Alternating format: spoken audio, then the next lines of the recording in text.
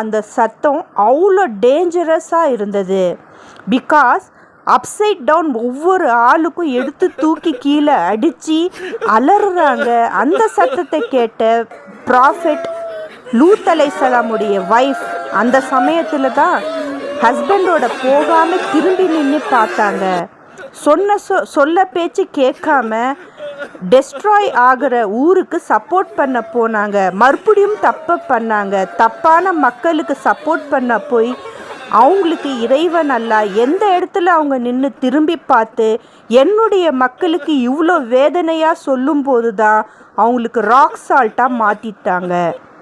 சொல்லப்படுது, மனைவி லூத் அலைஹிஸ்ஸலாமுடைய statue until the day of judgement வரலையும் காப்பாற்றப்படும். எக்ஸாம்பிளுக்காக தவறான முடிவை எடுக்கக்கூடாதுங்கிறதுக்காக தான் அவங்க ஸ்டாச்சு இன்னும் இருக்குது.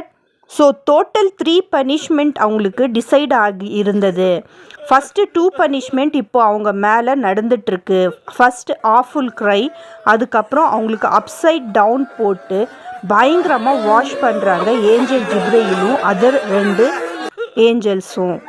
இந்த 3 ஏஞ்சல்ஸ் சொல்லி அடித்தாங்க. எவ்வளோ சொன்னாங்க, நபி லூத் அவர்கள் உங்களுக்கு நல்ல வழியில் வந்துடுங்க, தவறான செயலில் ஈடுபடாதீங்கன்னு. அவங்கள பார்த்து நீங்கள் எத்தனை இன்சல்ட் பண்ணீங்க. சொன்ன பேச்சு கேட்டிங்கன்னா ஹோமோசெக்சுவாலிட்டி ப்ரொமோட் பண்ணீங்க, மர்டரை ப்ரொமோட் பண்ணீங்க, அன்நேச்சுரல் திங்ஸ் கிளப் ஆக்டிவிட்டியில் எல்லாம் ஈடுபட்டீங்க. அதற்கு உண்டான இந்த தண்டனை இறைவனால் உங்களுக்கு கிடைத்திருக்குன்னு ஏஞ்சல் ஜிப்ரீல் அந்த சொடோம் நாட்டு மக்களை ஒவ்வொருத்தரையும் எடுத்து பிக் பண்ணி ஒவ்வொரு ஸ்டோன் அவங்க மேலே வைத்து அடித்தார்.